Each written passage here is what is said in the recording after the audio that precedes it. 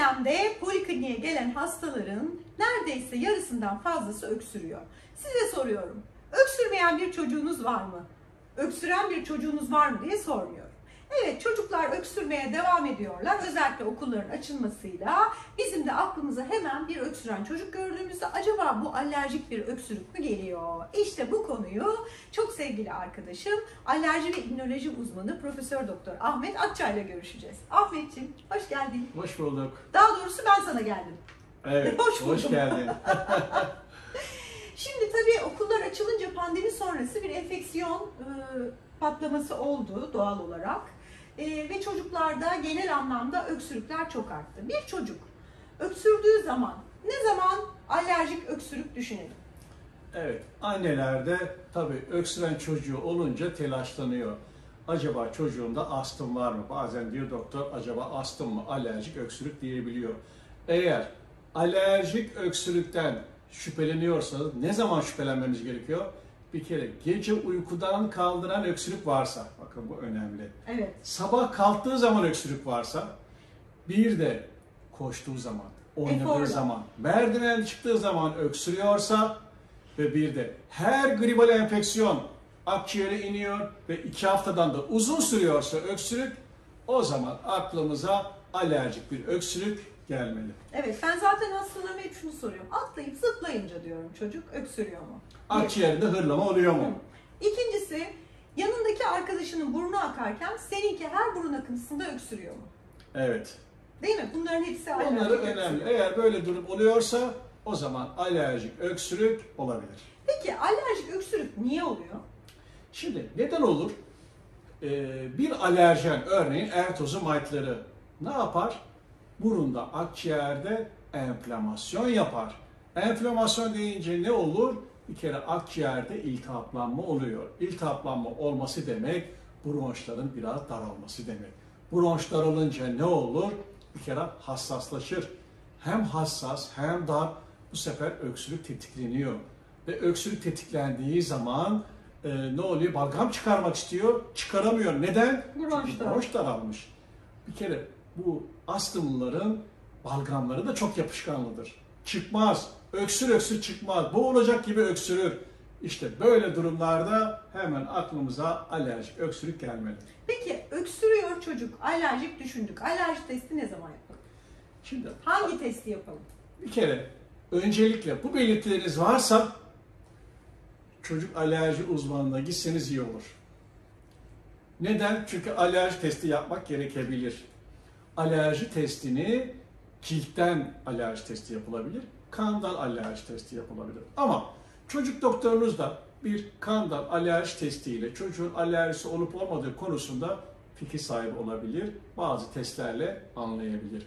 Çocuk alerji uzmanları ise ciltten alerji testi yaparak çocuğumuzun alerjisi var mı yok mu değerlendiriyor. Bunu değerlendirirken de çocuğumuzun genellikle her yaşta yapılabilmekle birlikte bu test 3 yaşını genelde bekliyoruz. Astım ve alerjik nezle için. Sakın ola ki her alerji testi 3 yaş demeyin. Çünkü bazen gıda alerjisinden şüpheleniyoruz. Bunları 1-2 aylıktan itibaren yapabiliyoruz. Ondan dolayı sakın ola ki hemen aklınıza her alerji testi 3 yaş gelmesin. Ama çok ciddi alerjisi çıkarsa eğer testte, bu sefer de özellikle 5 yaşına da yakınsanız alerji aşısı düşünülüyorsa moleküler alerji testi yapılmasında fayda var. Peki alerjik öksürük daha çok kimlerde görülüyor? Özellikle anne ve babasında alerjik bir hastalık varsa risk büyük. Çünkü genetik. Bunun dışında obezitesi varsa. Obezite her yerde dönüp dolaşıp önümüze. Obezite. 14 yaşından küçükse çocuklar genelde erkek çocuklarda daha sık oluyor. Bu erkekler zaten her yerde böyle. Hep erkeklerde görüyor bu hastalık nedense. Bunlar en önemli risk faktörü. Tabii evinizin içindeki alerjenler, ev dışındaki hava kirliliği, evde sigara içilip içilmemesi, temizliğin kokulu bir ürünle yapılıp yapılmaması, çamaşırların kokulu bir ürünle yapılıp yapılmaması da bunların hepsini etkiliyor. Evet. Peki çocuk öksürüyor. Bu çocuk üst solunum yolu enfeksiyonu mu, alerjik öksürük mü? Nasıl ayıracak anne baba? Çok kolay. Bir kere ateş var mı? Buna bakacak. Ateş varsa daha çok soğuk algınlığı. Ama bilinmeli ki alerjik öksürüğü de en çok tetikleyen Ateş soğuk ve üst algınlığı, solunum yolu grip. enfeksiyonu. O zaman ne olacak? Buradan da ayrış tanımımız ne olacak? Genelde 1-2 haftada geçer soğuk algınlığı, grip ama alerjik öksürükte geçmez. Özellikle gece uykudan kaldırır, sabah kalkınca olur. Hareketle artar. Bunlar ipucu olacak ama ateş varsa o zaman soğuk algınlığı. 1-2 hafta içinde geçiyorsa soğuk algınlığı. Okuldan sık sık insanlar, çocuklar çocuğa geçiyor. Çünkü 200 çeşit soğuk algınlığı mikrobu var. Çocukların her birine bağışıklığının gelişmesi için biraz enfekte olması enfekte lazım. olması Benim izleyicilerim bu konuda çok bastırdığım için zaten onu biliyorlar artık. Peki Covid şu ara çocuklarda çok fazla. Alerjik çocuklarda Covid ile ilgili ve Covid'deki öksürükle ilgili bir şeyler söyleyecek misin? Şimdi Covid'de alerjik öksürüğü tetikleyebilir. Aynı gribal enfeksiyon gibi. O da bir gribal enfeksiyon aslında. Ama çocuklarda Covid çok ağır geçmediği için normal griplerden ayırmak zor. Ancak testle ayrılabilir. Onun için size tavsiyem bu yıl grip aşısı yaptırın ki en azından influenza mikrobundan dolayı kafanız karışmasın. Çünkü influenza olacak, onda da ateş oluyor, ağır geçiyor. Acaba Covid mi? Hemen öğretmen diyecek ki bu çocuk gelmesin, PCR testini yaptır, öyle gel diyecek. Ay evet, bu şu anda en çok yaptığımız şey. Peki son soru. Alerjik öksürüğün tedavisi nedir? Tedaviden önce teşhisi koymamız gerekiyor. Teşhisi koydum.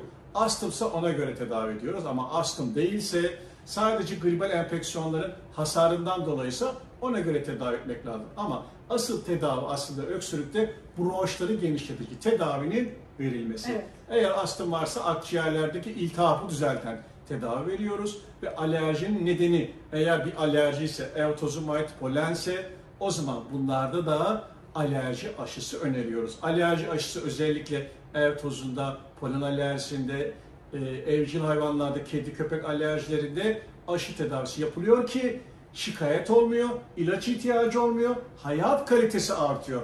Onun için özellikle 5 yaşından sonra alerji aşısı düşünülebilir. Şimdi geldi aklıma, alerjik çocuklar ya da alerjik bireyler evlerinde evcil hayvanlarla birlikteler ve çocukları doğduğunda bir bölümü evcil hayvanlarını başkalarına veriyorlar. Bu konuda ne diyorsun? Benim görüşüm şu, evde bir evcil hayvanla büyüyen çocuklarda bu evcil hayvana karşı alerji daha az oluyor. Evet. Sen ne dersin? Evet, eğer evcil hayvan besleyecekseniz hamilelikte veya çocuk doğduktan sonra 1 sene içinde almaya karar verin. Almayacaksanız da 1 sene sonra özellikle de anne baba alerjikse almaya kalkışmayın çünkü 1 yaşından sonra eve evcil hayvan gelirse alerji gelir. Potansiyel daha yüksek. Onun için 1 yaşına gelmeden hemen alalım. Evet. Bu arada alerji tedavisinde Ahmet Bey'in söylediği işte bronşlardaki spazmı açalım dediği tedavi yani inhalerler yani fısfıslar sizin deyiminizle nasıl kullanılıyorum videosu da Cici Doktorum TV YouTube kanalında ve podcastlerle sizinle, onu da izlemeyi unutmayın lütfen. Ahmetciğim çok teşekkür ediyorum. Biz teşekkür ederiz. Sizi ağırlamak bizim için efendim, keyifli. Her zaman bekliyoruz. Her zaman. Evet, biz nasıl bitiriyoruz videolarımızı diyorum. Kimse hatırlamıyor. Çok kötü bozuluyorum. Artık gönül koyuyorum. Biz diyoruz ki videolarımızı bitirirken. Cici Doktorumu Hayır, ben hiçbir zaman beni takip edin demedim şimdiye kadar. Diyorum ki evet. Hepinize çocuksu günler, içinizdeki çocuğu asla kaybetmeyin. O size her zaman doğruyu söyleyecek. Görüşmek üzere.